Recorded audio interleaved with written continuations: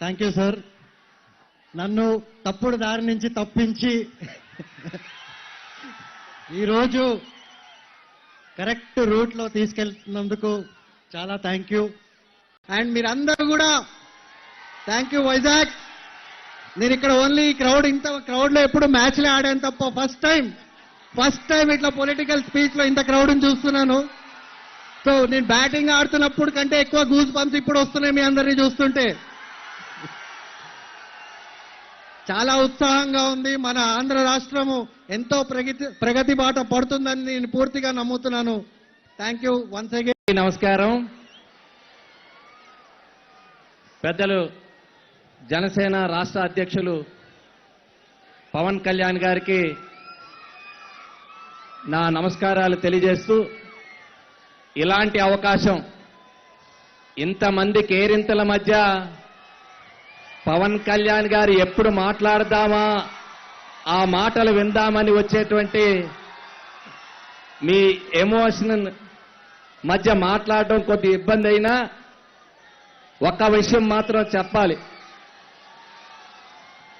Telugu Desam party అధినేత నారా చంద్రబాబు నాయుడు గారు ఒక అక్రమ అరెస్టుతో రాత్రి 3 గంటలకి వెళ్లి నంద్యాలలో బస్సుని కొట్టి ఆయన్ని అరెస్టు చేసి ఏ కేసులో పెడుతున్నామో చెప్పకుండా 70 ఏళ్ల వయసులో ఆయన్ని అక్కడి నుంచి కారులో తీసుకొని వచ్చి విజయవాడ వరకు తిప్పి ఆయన అరెస్టు చేసిన విధానానికి రాష్ట్రంలో వెంటనే స్పందించినటువంటి నాయకుడు పవన్ కళ్యాణ్ గారికి ఆయన్ని సంఘీభావానికి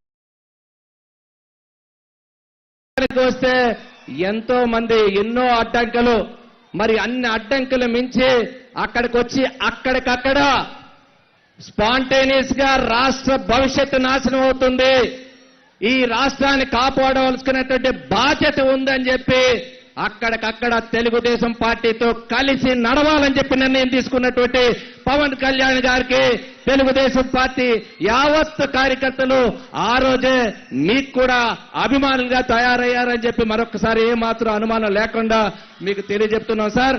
విశాఖపట్నం ఇప్పుడే మా సోదరులు అందరూ చెప్పారు, విశాఖపట్నంలో మీరు అడుగెడుతున్నారంటే మా ప్రత్యర్థుల గుండెల్లో రైళ్లు బడిగెడుతున్నాయి. మీరు ఏ నియోజకవర్గానికి అడుగు పెడుతున్నా మీరు రాకూడదని ప్రత్యర్థులు కోరుకుంటున్నారు. దానికి కారణం మీరు ఎండగట్టే తీరు. ఒక యువరాజ్యం అధ్యక్షుడిగా 15 ఏళ్ల క్రితం ఏ ఎమోషన్ ఉందో దానికి తగ్గ రెట్టించిన ఉత్సాహంతో మీరు మాట్లాడుతున్న ప్రతి మాట ప్రజల్లో, యువతలో, మహిళలు ఒక ఉత్సాహాన్ని నింపుతుంది. ఈ రాష్ట్ర ప్రభుత్వ వైఫల్యాలు, ముఖ్యంగా జగన్ రెడ్డి వైఫల్యాల్ని ఎక్కడికక్కడ ఎండగడుతూ రాష్ట్ర భవిష్యత్తుకి మరి మీరు ఇస్తున్నటువంటి మరి ఏ ప్రాధాన్యత ఉందో అది విశాఖ కూడా కోరుకుంటుంది. విశాఖని ప్రశాంతతని మరి కాపాడాలంటే అది ఒక ఎన్డీఏ ప్రభుత్వం వల్ల, మరి అది నరేంద్ర మోడీ, చంద్రబాబు నాయుడు గారు, పవన్ కళ్యాణ్ కాంబినేషన్ తో రానున్న రోజుల్లో మనకి అందిస్తారని చెప్పి మరొకసారి